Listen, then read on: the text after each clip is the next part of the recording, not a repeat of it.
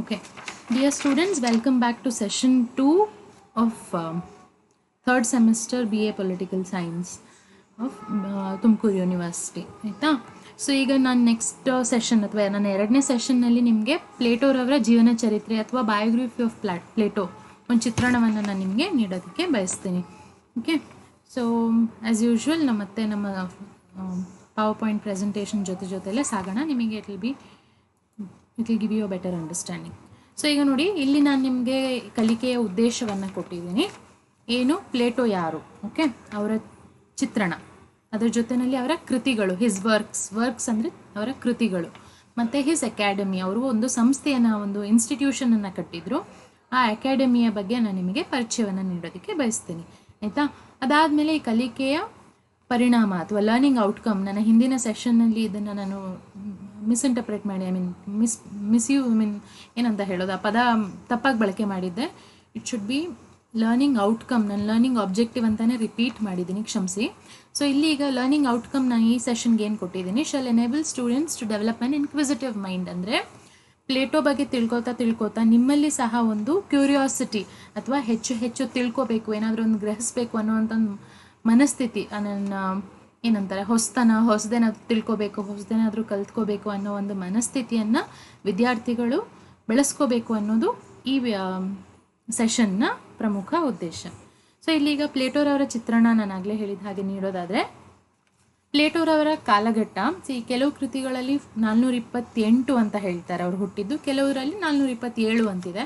ಅವರ ಸಾವು ಅಷ್ಟೇ, ಕೆಲವು ಕೃತಿಗಳಲ್ಲಿ 348 ಅಂತಾರೆ, ಇನ್ನು ಕೆಲವರು 348 ಕ್ರಿಸ್ತಪೂರ್ವ ಆಯಿತಾ ಅಂತ ಹೇಳ್ತಾರೆ. ಅವರು ಹುಟ್ಟಿದ್ದು ಪ್ರಾಚೀನ ಗ್ರೀಸ್ನ ಅಜಿನಾ ಅನ್ನೋ ಒಂದು ಪ್ರದೇಶದಲ್ಲಿ. ಮತ್ತು ಅವರ ಪೂರ್ವನಾಮ ಅರಿಸ್ಟಾಕಲ್ಸ್ ಅಂತಿದೆ.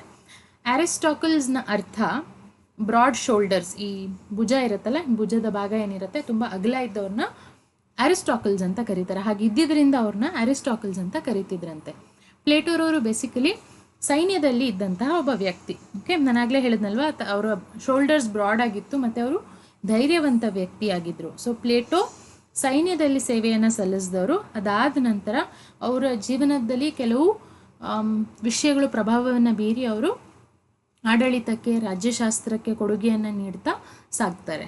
ಸೊ ಪ್ಲೇಟೋರವರು ತುಂಬ ಇದು ಏನಂತಾರೆ, ಇನ್ಫ್ಲೂಯೆನ್ಸ್ ಆದಂತಹ ವ್ಯಕ್ತಿ ಯಾರು ಅಂತ ನೋಡೋದಾದರೆ ಅದು ಸಾಕ್ರೆಟಿಸ್ ಆಯಿತಾ.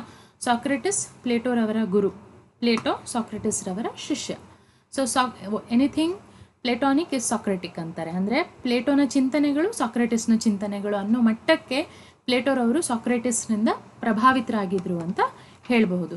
ಸೊ ಇಲ್ಲಿಗ ನೋಡಿ, Plato has made large contribution to dialectics, metaphysics, ethics, epistemology and founded Platonist school of thought. So ಈ ಡೈಲೆಕ್ಟಿಕ್ಸ್, ಮೆಟಾಫಿಸಿಕ್ಸ್, ಅತಿಭೌತ ಶಾಸ್ತ್ರ ಅಂತಾರೆ, ನೈತಿಕತೆ and all that, ethics, epistemology, it's all about knowledge, the base of knowledge ಅಂತೀವಿ. ಈ ಎಲ್ಲ disciplines ಏನಿದೆಯಲ್ಲ, ಈ ಡೈಲೆಕ್ಟಿಕ್ಸ್ ಅಂದರೆ ದ್ವಂದ್ವವಾದ ಅಂತ ಕರೀತಾರೆ ಆಯಿತಾ. ಸೊ ಈ ಎಲ್ಲ ವಸ್ತು ವಿಷಯಗಳನ್ನು ನಾವು ನೋಡೋದಾದರೆ ಅದಕ್ಕೆ ಪ್ಲೇಟೋರವರ ಕೊಡುಗೆ ಅಪಾರವಾಗಿದೆ. ಸೊ ಪ್ಲೇಟೋರವರ ಒಂದು ಪಂಥವೇ ಇದೆ, ಅದನ್ನು ಪ್ಲೇಟೋನಿಸ್ಟ್ ಸ್ಕೂಲ್ ಅಂತ ಕರೀತಾರೆ ಆಯಿತಾ. ಚಿಂತನೆಯ ಒಂದು ಪಂಥ ಇದೆ, ಅದನ್ನು ಪ್ಲೇಟೋನಿಸ್ಟ್ ಸ್ಕೂಲ್ ಅಂತ ಕರೀತಾರೆ. ಪ್ಲೇಟೋ ಒಬ್ಬ ಆದರ್ಶವಾದಿ ಆಯಿತಾ.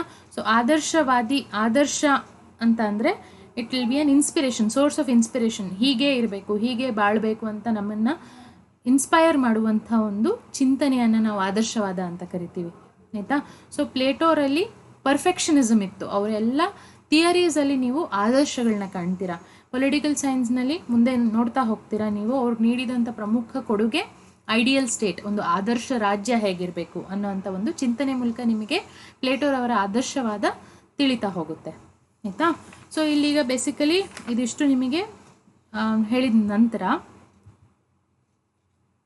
ಪ್ಲೇಟೋರವರ ತಂದೆ, ಓಕೆ, ಪ್ಲೇಟೋರವರ ತಂದೆ ಅರಿಸ್ಟೋನ್ ಅಂತ, ಮತ್ತು ಅವರ ತಾಯಿ ಪೆರಿಕ್ಟಿಯೋನ್ ಅಂತ ಇದ್ದರು. ಮತ್ತು ಅವರ ಒಡ ಹುಟ್ಟಿದವರು, ಅವರ ಸಿಬ್ಲಿಂಗ್ಸ್ ಯಾರು ಅಂದರೆ ಎಡಿಮ್ಯಾಂಟಸ್, ಗ್ಲಾಕಾನ್ ಮತ್ತು ಪೋಟಾನ್ ಆಯಿತಾ. ಇವಿಷ್ಟು ಜನ ಅವರ ಸಂಬಂಧಿಕರ ಬಗ್ಗೆ ನಾನು ನಿಮಗೆ ತಿಳಿಸೋಕ್ಕೆ ಬಯಸ್ತೀನಿ. ಸಾರಿ, ಅದು ಸ್ಲೈಡ್ಸಲ್ಲಿ ಮಿಸ್ ಆಗಿದೆ.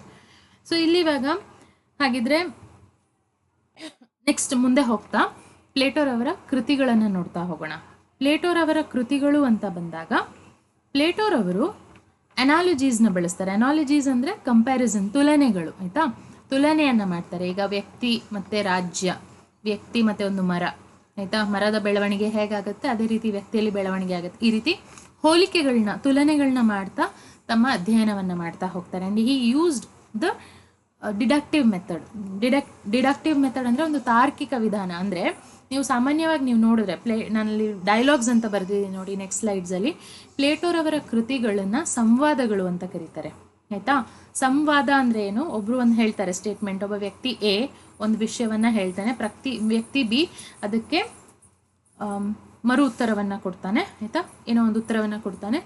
ಅದನ್ನು ವ್ಯಕ್ತಿ ಎ ಮತ್ತು ಬಿ ಮಧ್ಯೆ ಒಂದು ಕಾನ್ವರ್ಸೇಷನ್ ನಡೆಯುತ್ತಲ್ಲ, ಅದನ್ನು ಸಂವಾದ ಅಂತ ಕರೀತಾರೆ. ಸೊ ಈ ರೀತಿ ಸಂವಾದಗಳ ರೂಪದಲ್ಲಿ ಪ್ಲೇಟೋರವರ ಕೃತಿಗಳನ್ನು ನಾವು ಕಾಣ್ತಾ ಹೋಗ್ತೀವಿ. ಓಕೆ, ಸೊ ಪ್ಲೇಟೋರವರು ತುಲನೆ ಮೂಲಕ ಮತ್ತು ತಾರ್ಕಿಕ ವಿಧಾನವನ್ನು ಬಳಸಿ ತಮ್ಮ ಚಿಂತನೆಗಳನ್ನು ನಮಗೆ ನೀಡಿದ್ದಾರೆ, ಆಯಿತಾ. ಸೊ ಇಲ್ಲಿವರೆಗೂ ಸುಮಾರು 35 ಡೈಲಾಗ್ಗಳು ಅಥವಾ ಸಂವಾದಗಳು ಮತ್ತು 13 ಲೆಟರ್ಸ್ ಅಂತೀವಿ, ಪತ್ರಿಕೆಗಳನ್ನು ಅಥವಾ ಪತ್ರಗಳನ್ನು ಪ್ಲೇಟೋರವರು ನೀಡಿದ್ದಾರೆ, ಆಯಿತಾ. ಅವರ ಉಪನ್ಯಾಸಗಳು ಮತ್ತು ಅವರ ಬರಹಗಳು ಸಾಮಾನ್ಯವಾಗಿ ಸಂವಾದದ ರೂಪದಲ್ಲಿದೆ. ಓಕೆ, ಸೊ ಅದನ್ನು ನಾನು ನಿಮಗೆ 3 ಮಟ್ಟದಲ್ಲಿ ಕೊಟ್ಟಿದ್ದೀನಿ. ಅವರ ಪ್ರಾರಂಭಿಸಿದಾಗ ಆ ಸಂವಾದಗಳು, ಪ್ರಾರಂಭಿಕ ಕಾಲ ಅಥವಾ ಏನಂತಾರೆ ಪೂರ್ವಕಾಲದ ಸಂವಾದಗಳು ಅಂತೀವಿ. ಅದಕ್ಕೆ ಉದಾಹರಣೆ ಕ್ರಿಟೋ, ಅಪಾಲಜಿ, ಚಾರ್ಮಿಡಸ್ ಇವೆಲ್ಲ ಅವರ ಕೃತಿಗಳ ಹೆಸರು, ಆಯಿತಾ. ಅವರು ಮಧ್ಯಕಾಲದಲ್ಲಿ, ಅವರ ಜೀವನದ ಮಧ್ಯ ಕಾಲದಲ್ಲಿ ಅವರು ಕೆಲವು ಸಂವಾದಗಳನ್ನ ಹಂಚ್ಕೊಂಡಿದ್ದಾರೆ. ಅದು ಯಾವುದು ಅಂತ ಅದರ ಹೆಸರು ನೋಡಿ, ಗಾರ್ಜಿಯಸ್, ಪ್ರೋಟೋಗೋರಸ್, ಸಿಂಪಾಸಿಯಂ ಇತ್ಯಾದಿ. ಇವಿಷ್ಟೇ ಅಲ್ಲ, ಆಯಿತಾ, ಇದನ್ನು ಮೀರಿ ಹಲವಾರಿದೆ. ನಾನು ಎಲ್ಲದಕ್ಕೂ 3-4 ಎಕ್ಸಾಂಪಲ್ಸನ್ನು ನೀಡಿದ್ದೇನೆ. ಸೊ ಕೊನೆಯದಾಗಿ ಅವರ ಜೀವನದ ಕೊನೆ ಭಾಗದಲ್ಲಿ ಅವರು ಕೆಲವು ಶ್ರೇಷ್ಠ ಕೃತಿಗಳನ್ನು ರಚಿಸಿದರು. ಅದರಲ್ಲಿ the Republic, the Laws, the Statesmen, Sophist ಇತ್ಯಾದಿ, ಆಯಿತಾ. ಸೊ ರಿಪಬ್ಲಿಕ್ ಬಗ್ಗೆ ನೀವು ಕೇಳಿರ್ತೀರಾ, ಇದು ವಿಶ್ವದ ಶಿಕ್ಷಣಕ್ಕೆ ಸಂಬಂಧಿಸಿದ, ಇಡೀ ವಿಶ್ವದಲ್ಲೇ ಅತ್ಯುನ್ನತವಾದಂಥ ಒಂದು ಕೃತಿ. ಲಾಸ್ ಇರ್ಬೋದು, ಸ್ಟೇಟ್ಸ್ಮೆನ್ ಇರ್ಬೋದು, ಸೋಫಿಸ್ಟ್ ಇರ್ಬೋದು, ಈ ಎಲ್ಲವೂ ಸಹ ಪ್ಲೇಟೋರವರ ಪ್ರಮುಖ ಕೃತಿಗಳು, ಆಯಿತಾ. ಸೊ ಈ ವರ್ಕ್ಸ್ ಬಗ್ಗೆ ನಾನು ಆಗಲೇ ಹೇಳಿದಾಗೆ ಮತ್ತೆ ನೆನಪಿರಲಿ ನಿಮಗೆ. ಜಸ್ಟ್ ಟು ಸಮರೈಸ್, ಪ್ಲೇಟೋರವರ ಸಂವಾದಗಳು ನಥಿಂಗ್ ಬಟ್ ಅವರ ಕೃತಿಗಳು, ಆಯಿತಾ. ಅವರ ಕೃತಿಗಳು ಸಂವಾದದ ರೂಪದಲ್ಲಿರುತ್ತೆ. ಅವರ ಉಪನ್ಯಾಸ, ಅವರ ಬರಹಗಳೆಲ್ಲವೂ ಸಹ ಸಂವಾದದ ರೂಪದಲ್ಲಿ ಇರುತ್ತೆ. ಸೊ ಅದಕ್ಕೆ ಎಕ್ಸಾಂಪಲ್ಸ್ ನಾನು ನಿಮಗೆ ಈ ಸ್ಲೈಡಲ್ಲಿ ನೀಡಿದ್ದೀನಿ. ಸೊ ನೆಕ್ಸ್ಟ್ ನೋಡೋದಾದರೆ ಪ್ಲೇಟೋರವರ ಅಕಾಡೆಮಿ ಅಥವಾ ಅವರು ಕಟ್ಟಿದಂಥ ಒಂದು ಸಂಸ್ಥೆ ಬಗ್ಗೆ ನಾನು ನಿಮಗೆ ತಿಳಿಸೋಕೆ ಇಷ್ಟಪಡ್ತೀನಿ. ಇದು ಕಟ್ಟಿದ್ದವರು ಸುಮಾರು 386 ಕ್ರಿಸ್ತಪೂರ್ವ 386ರಲ್ಲಿ ಅಥೆನ್ಸ್ನಲ್ಲಿ, ಆಯಿತಾ. ಸೊ ಈ ಪ್ಲೇಟೋರವರು ಸ್ಥಾಪಿಸಿದಂಥ ಈ ಅಕಾಡೆಮಿ ಅಥವಾ ಒಂದು ಸಂಸ್ಥೆ ವಿಶ್ವದ ಮೊದಲ ವಿಶ್ವವಿದ್ಯಾಲಯ ಅಂತ ಕರೀತಾರೆ. Okay, Plato's academy was the world's first university. So ಈ ಅಕಾಡೆಮಿಯ ಉದ್ದೇಶ ಏನಾಗಿತ್ತು? ಈ 2 ಉದ್ದೇಶಗಳನ್ನ ಹೊಂದಿತ್ತು. ಒಂದು, it should serve as an organisation of pure research, ಅಂದರೆ ಸಂಶೋಧನೆಯನ್ನು ಮಾಡೋದಕ್ಕೆ ಒಂದು ಸಂಘಟನೆ, ಆಯಿತಾ. ಸಂಶೋಧನೆ ನಡೆಸೋದಕ್ಕೆ ಒಂದು ಸಂಘಟನೆಯಾಗಿ ಇದು ಸಾಗಬೇಕಿತ್ತು. ಎರಡನೇದು, it should serve as a university to provide political training for statesmen, ಅಂದರೆ ಶಾಸಕಾಂಗ ಮತ್ತು ಕಾರ್ಯಾಂಗದ ಸದಸ್ಯರು ಯಾರಿರ್ತಾರೆ, ಆಡಳಿತಗಾರರು, ಬೇಸಿಕಲಿ ಆಡಳಿತಗಾರರಿಗೆ ರಾಜಕೀಯ ತರಬೇತಿಯನ್ನು ನೀಡುವುದಕ್ಕೆ ಈ ಸಂಸ್ಥೆ ಕಾರ್ಯೋನ್ಮುಖವಾಗಿ ಇತ್ತು. ಓಕೆ, ಸೊ ಈ ಅಕಾಡೆಮಿನಲ್ಲಿ ಏನು ನಡೀತಾ ಇತ್ತು, ಯಾವುದ್ರ ಬಗ್ಗೆ ಶಿಕ್ಷಣ ಅಥವಾ ತರಬೇತಿ ಅಥವಾ ಸಂಶೋಧನೆ ನಡೀತಾ ಇತ್ತು ಅಂತ ನೋಡೋದಾದರೆ, ಫಿಲಾಸಫಿ, ತತ್ವಶಾಸ್ತ್ರ ಇರಬಹುದು, ಸಂಗೀತ ಇರಬಹುದು, ಕಲೆ ಇರಬಹುದು, ಮತ್ತು ಸಾಹಿತ್ಯ ಇರಬಹುದು, ಕಾನೂನು, ವಿಜ್ಞಾನ ಇತ್ಯಾದಿಗಳ ಬಗ್ಗೆ ಚರ್ಚೆಗಳು ನಡೀತಾ ಇದ್ವು, ಸಂವಾದಗಳು ನಡೀತಾ ಇದ್ವು. ಹಾಗೆ ಹೊಸ ಹೊಸ ಚಿಂತನೆಗಳನ್ನು ಈ ಸಂಸ್ಥೆ ನಮಗೆ ನೀಡ್ತಾ ಬಂದಿದೆ. ಓಕೆ, ಸೊ ಇಲ್ಲಿಷ್ಟು ನಿಮಗೆ ಪ್ಲೇಟೋರವರ ಚಿತ್ರಣವನ್ನು ನಾನು ಬ್ರೀಫಾಗಿ ನೀಡಿದ್ದೀನಿ. ಸೊ ಇಲ್ಲಿ ಒಂದು ಇಂಪಾರ್ಟೆಂಟ್ ವಿಷಯವನ್ನು ನಾನು ನಿಮಗೆ ನೀಡಬೇಕಿತ್ತು. ನಾನು ನಿಮಗೆ ಆವಾಗಲೇ ಹೇಳಿದೆ, ಪ್ಲೇಟೋರವರು ಸೈನ್ಯದಲ್ಲಿದ್ದರು, ಆಯಿತಾ. ಸೈನ್ಯದಿಂದ ಅವರು ಆಡಳಿತ ಅಥವಾ ರಾಜ್ಯಶಾಸ್ತ್ರದ ಕಡೆ ಒಲವನ್ನು ತೋರಿಸಿದ್ರು ಅಂತ. ಇದರ ಹಿಂದೆ ಇದ್ದಂತಹ 2 ಪ್ರಮುಖ ಘಟನೆಗಳು ಯಾವುದು ಅಂದರೆ, ಒಂದು ಪೆಲೋಪೊನೇಷಿಯನ್ ಯುದ್ಧ, ಸ್ಪಾರ್ಟಾ ಮತ್ತು ಅಥೆನ್ಸ್ ನಡುವೆ ನಡೆದಂಥ ಒಂದು ಯುದ್ಧ. ಸ್ಪಾರ್ಟಾ ಯುದ್ಧಪ್ರಿಯ ದೇಶ, ಅಥೆನ್ಸ್ ಯುದ್ಧಪ್ರಿಯ ದೇಶವಲ್ಲ, ಅದೊಂದು ಶಾಂತಿಪ್ರಿಯ ದೇಶ, ಆಯಿತಾ. ಸೊ ಪೆಲೋಪೊನೇಷಿಯನ್ ಯುದ್ಧದಲ್ಲಿ ಸ್ಪಾರ್ಟನ್ ಹೆಜಿಮನಿ ಅಂತೀವಿ, ಅದರ ಸ್ಪಾರ್ಟಾದ ಆಧಿಪತ್ಯ ಸಾರುತ್ತೆ. ಅಥೆನ್ಸ್ ಯುದ್ಧದಲ್ಲಿ ಸೋಲುತ್ತೆ, ಯಾಕೆಂದರೆ ಅವರಲ್ಲಿ ಯುದ್ಧವನ್ನು ಗೆಲ್ಲುವಂಥ ಸಾಮರ್ಥ್ಯ ಇರೋದಿಲ್ಲ. ಅದೊಂದು ಘಟನೆ ನಿಮ್ಗೆ ನೆನಪಿರಲಿ. ಎರಡನೇದು ಸಾಕ್ರೆಟಿಸ್ ಬಗ್ಗೆ ಕೇಳಿರ್ತೀರಾ. ಸಾಕ್ರೆಟಿಸ್ರವ್ರನ್ನ ಅವರು ಏನಂತಾರೆ, ಆಡಳಿತದ ವಿರುದ್ಧವಾಗಿ ಕೆಲವು ಮಾತುಗಳನ್ನು ಹೇಳ್ತಾ ಇದ್ರು, ವೈಜ್ಞಾನಿಕವಾಗಿ ಚಿಂತನೆಯನ್ನು ಮಾಡ್ತಿದ್ರು ಅನ್ನೋ ಕಾರಣಕ್ಕೆ ಅಂದಿನ ಪ್ರಾಚೀನ ಗ್ರೀಸ್ನ ಒಂದು ಏನು ವ್ಯವಸ್ಥೆ ಇತ್ತು ಅಲ್ಲಿ ಅವರಿಗೆ ಮರಣದಂಡನೆಯನ್ನು ನೀಡಲಾಗಿತ್ತು. ಅವರನ್ನು ಇದು ಏನಂತಾರೆ ಓಪನ್ ಸ್ಪೇಸಲ್ಲಿ ಅವರು ವಿಷವನ್ನು ಸೇವಿಸಿ ಸಾಯ್ತಾರೆ. Okay, he'll be sentenced to death. ಆಯಿತಾ. ಆಗ ಪ್ಲೇಟೋರವರು ತುಂಬ ವಿಚಲಿತರಾಗ್ತಾರೆ. ಕಾರಣ ಏನು? ತಮ್ಮ ಗುರು ಸಾಕ್ರೆಟಿಸ್, ಆಯಿತಾ, ಒಳ್ಳೆ ವ್ಯಕ್ತಿ, ಜ್ಞಾನಿ, ಅಂಥ ಒಬ್ಬ ವ್ಯಕ್ತಿಗೇನೆ ಇಂಥ ಒಂದು ಸಾವು ಬರುತ್ತೆ ಅಂದರೆ ವ್ಯವಸ್ಥೆ ಹೇಗಿದೆ, ಈ ಪ್ರಜಾಪ್ರಭುತ್ವ ಅನ್ನೋದನ್ನು ಅವರು ಅವಾಗ ಮೊಬಾಕ್ರಿಸಿ ಅಂತಾರೆ. ಮಾಬ್ ಅಂದರೆ ಒಂದು ದೊಂಬಿ, ಒಂದಷ್ಟು ಜನ ಏನೋ ಒಂದು ಗಲಾಟೆ ಮಾಡುವಂಥ ಒಂದು ಏನಂತಾರೆ ಸಿಸ್ಟಮ್ನ ದೊಂಬಿ ಅಥವಾ ಮಾಬ್ ಅಂತ ಕರಿತೀವಿ. ಸೊ ಪ್ಲೇಟೋ ಕಾಲ್ಸ್ ಡೆಮಾಕ್ರಸಿಯ ಮೊಬಾಕ್ರಿಸಿ. ಅಂದರೆ ಒಂದು ಪ್ರಜಾಪ್ರಭುತ್ವದಲ್ಲಿ ದಡ್ಡರಿರ್ತಾರೆ, ಆಯಿತಾ, ವಾಗ್ಮಿಗಳಿಗೆ ಅವಕಾಶ ಇರುತ್ತೆ. ಓಕೆ, ಜನ ಯೋಚನೆ ಮಾಡ್ದಿರೇ ತೀರ್ಮಾನಗಳು ಕೈಗೊಳ್ತಾರೆ. ಆಮೇಲೆ ಬಹುಸಂಖ್ಯಾತರು ಯಾವಾಗಲೂ ಕರೆಕ್ಟಾಗಿರಬೇಕು ಅಂತೇನಿಲ್ಲ, ಯಾರೋ ಒಬ್ಬ ವ್ಯಕ್ತಿ ಹೇಳಿದ್ದೆ ಕರೆಕ್ಟ್ ಇರಬಹುದು ಅಂತ JS ಮಿಲ್ ಒಬ್ಬರು ಹೇಳ್ತಾರೆ. ಆಯಿತಾ, ಅದೇ ರೀತಿ ಒಂದು ಮನಸ್ಥಿತಿನಲ್ಲಿ ಪ್ಲೇಟೋ ಇರ್ತಾರೆ ಅಂದಿನ ದಿನ. ಓಕೆ, ಸೊ ಪ್ರಜಾಪ್ರಭುತ್ವದಂಥ ವ್ಯವಸ್ಥೆಯಲ್ಲಿ ಸಾಕ್ರೆಟಿಸ್ಗೆ ಸಾವಾದಾಗ ಆ್ಯಂಡ್ ಒಂದು ಒಳ್ಳೆಯ ನಗರ ರಾಜ್ಯ ಅಥೆನ್ಸ್ ಸ್ಪಾರ್ಟಾದ ಎದುರು ಸೋಲನ್ನುಂಡಾಗ ಪ್ಲೇಟೋಗೆ ಅನ್ನಿಸ್ಬಿಡತ್ತೆ ಈ ವ್ಯವಸ್ಥೆಯಲ್ಲಿ ಬದಲಾವಣೆ ಆಗಬೇಕು. ಆಯಿತಾ, ನಾನು ಸಮಾಜಕ್ಕೆ ಕೊಡುಗೆಯನ್ನು ನೀಡಬೇಕು ಅಂತ ಹೇಳಿ ಅವರು ಡೈಲೆಕ್ಟಿಕ್ಸಲ್ಲಿ ತೊಡಗ್ತಾರೆ. ಆಯಿತಾ, ದ್ವಂದ್ವಗಳಲ್ಲಿ ತೊಡಗ್ತಾರೆ, ಚರ್ಚೆಗಳಲ್ಲಿ ತೊಡಗ್ತಾರೆ, ತಮ್ಮದೇ ಆದಂಥ ಒಂದು ವಿದ್ಯಾರ್ಥಿ ಬಳಗವನ್ನು ಸೃಷ್ಟಿ ಮಾಡ್ಕೋತಾರೆ, ತಮ್ಮದೇ ಆದಂಥ ಒಂದು ಅಕಾಡೆಮಿಯನ್ನು ಸ್ಥಾಪಿಸ್ತಾರೆ. ಸೊ ಪ್ಲೇಟೋರವರು ಸಮಾಜದಲ್ಲಿ, ಅಂದಿನ ಸಮಾಜದಲ್ಲಿ ಇದ್ದಂತಹ ಅವೈಜ್ಞಾನಿಕ ಈ ದೊಂಬಿ ರಾಜ್ಯ, ಈ ವಾಗ್ಮಿಗಳು ಈ ರೀತಿಯೆಲ್ಲ ಇದ್ಕೊಂಡು ಯಾರು ಜನರನ್ನು ಎಕ್ಸ್ಪ್ಲಾಯ್ಟ್ ಮಾಡ್ತಾ ಇದ್ರಲ್ಲ, ಆ ವ್ಯವಸ್ಥೆಯಲ್ಲಿ ಬದಲಾವಣೆ ತರಬೇಕು ಅನ್ನೋ ಉದ್ದೇಶದಿಂದ ರಾಜ್ಯಶಾಸ್ತ್ರಕ್ಕೆ ಕೊಡುಗೆಯನ್ನು ನೀಡಿರುವಂತಹ ಒಬ್ಬ ಪ್ರಮುಖ ಚಿಂತಕ. ಆಯಿತಾ, ಸೊ ರಾಜ್ಯಶಾಸ್ತ್ರಕ್ಕೆ ಇವರು ತುಂಬ ಕೊಡುಗೆಯನ್ನು ನೀಡಿದ್ದಾರೆ. ಅದರಲ್ಲಿ ನೀವು ನೋಡೋದಾದರೆ ನಾನು ಆಗಲೇ ಹೇಳಿದ್ನಲ್ಲ, ಆದರ್ಶ ರಾಜ್ಯ, ಒಂದು ಆದರ್ಶ ರಾಜ್ಯ ಹೇಗಿರಬೇಕು, ಅಲ್ಲಿ ಸಾಮಾಜಿಕ ಒಂದು ಹಾರ್ಮನಿ ಅಂತ ಏನು ಹೇಳ್ತೀವಿ, ಒಂದು ರೀತಿಯ ಒಗ್ಗಟ್ಟು ಹೇಗಿರಬೇಕು, ಒಂದು ಉನ್ನತವಾದ ಶಿಕ್ಷಣ ವ್ಯವಸ್ಥೆ ಹೇಗಿರಬೇಕು, ನ್ಯಾಯದ ತಮ್ಮದೇ ಆದಂಥ ಒಂದು ನೈತಿಕ ಸಿದ್ಧಾಂತವನ್ನು ನೀಡಿದ್ದಾರೆ. ನಾವಿವತ್ತು ಕಾನೂನಾತ್ಮಕ ಸಿದ್ಧಾಂತವನ್ನು ನೋಡ್ತೀವಿ, ಆದರೆ ಪ್ಲೇಟೋರವರು ನೈತಿಕ ಸಿದ್ಧಾಂತವೊಂದನ್ನು ನೀಡಿದ್ದಾರೆ. ಆಯಿತಾ, ಮತ್ತು ಅಂದಿನ ಕಾಲಕ್ಕೆ ಅವರು ರಾಷ್ಟ್ರಭಕ್ತಿ, ಪೇಟ್ರಿಯಾಟಿಸಮ್ ಇರಬಹುದು, unity and integrity of the state ಇರಬಹುದು, ಎಲ್ಲದರ ಬಗ್ಗೆ ಪ್ರಾಮುಖ್ಯತೆಯನ್ನು ಕೊಟ್ಟು ಅವರ ಬರವಣಿಗೆಯಲ್ಲಿ ಸೇರಿಸ್ಕೊಂಡಿದ್ದಾರೆ.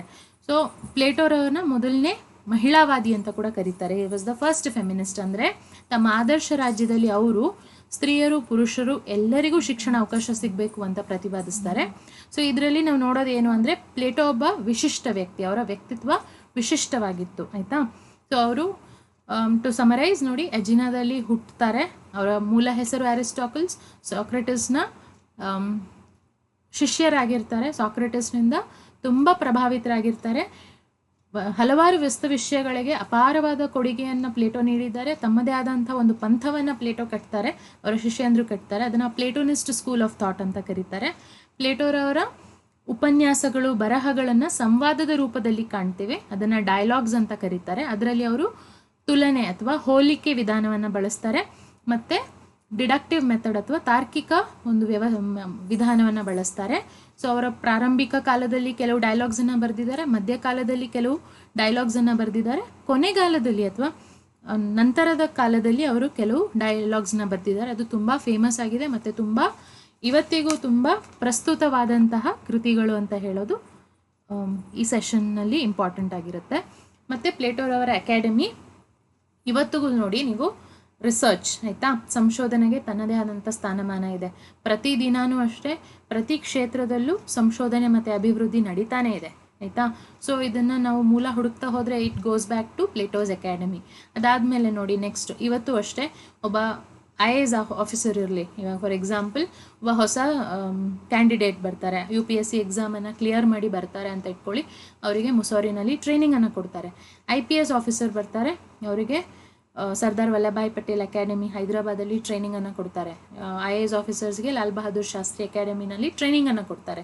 ಮತ್ತು ಇವತ್ತು UPSC ನಲ್ಲಿ ಎಕ್ಸಾಮ್ಸ್ನ ಕ್ಲಿಯರ್ ಮಾಡಿ ಟ್ರೈನಿಂಗನ್ನು ಪಡೆದಂಥವರಿಗೆ, ಕೆಲವು ಟ್ರೈನೀಸ್ಗೆ ಅಬ್ರಾಡ್ ಅಂದರೆ ವಿದೇಶಕ್ಕೆ ಹೋಗಿ ಅಲ್ಲಿ ಆಡಳಿತ ವ್ಯವಸ್ಥೆಯನ್ನು ಅಧ್ಯಯನ ಮಾಡುವಂಥ ಅವಕಾಶ ಕೂಡ ಇದೆ ಆಯಿತಾ. ಅಲ್ಲಿಂದ ಬಂದು ಅವರು ಅಲ್ಲಿಯ ಆಡಳಿತದಲ್ಲಿದ್ದಂತಹ ಏನಂತಾರೆ ಉತ್ತಮ ಅಂಶಗಳನ್ನು ನಮ್ಮ ದೇಶದ ಆಡಳಿತದಲ್ಲಿ ಬಳಸ್ಕೊಳ್ಳೋದಕ್ಕೆ ಅವರು ಕಲಿತು ಬಂದು ಇಲ್ಲಿ ಸುಧಾರಣೆಗಳನ್ನ ತರಲಿ ಅನ್ನೋ ಉದ್ದೇಶದಿಂದ ತರಬೇತಿಯನ್ನು ನೀಡಲಾಗತ್ತೆ. ಸೊ ಇಲ್ಲೇನು ಹೇಳ್ತಾ ಇದ್ದೀನಿ ನೋಡಿ, ಅಂದಿನ ಕಾಲಕ್ಕೆ ಕ್ರಿಸ್ತಪೂರ್ವ 386ರಲ್ಲೇ ಪ್ಲೇಟೋರವರು ಒಂದು ಅಕಾಡೆಮಿಯನ್ನು ಸ್ಥಾಪನೆ ಮಾಡಿ ರಾಜಕೀಯ ತರಬೇತಿಯನ್ನು ನೀಡಬೇಕು, ಆಡಳಿತದ ತರಬೇತಿಯನ್ನು ನೀಡಬೇಕು ಅನ್ನೋ ಒಂದು ದುರಾಲೋಚನೆಯನ್ನು ಮಾಡಿದರು. ಅದು ಇವತ್ತಿಗೂ ಕೂಡ ಪ್ರಸ್ತುತ ಅನ್ನೋದಕ್ಕೆ ನಾನು ಈ ಕ್ಲಾಸ್ನಲ್ಲಿ ಹೇಳೋದಕ್ಕೆ ಬಯಸ್ತೀನಿ. ಅದರ ಜೊತೆಯಲ್ಲಿ I would like to end the session. So ನಿಮಗೆ ಪ್ಲೇಟೋರವರ ಜೀವನದ ಒಂದು ಚಿತ್ರಣ ಸಿಕ್ಕಿದೆ ಅಂತ ಹೇಳ್ತಾ ಥ್ಯಾಂಕ್ ಯು.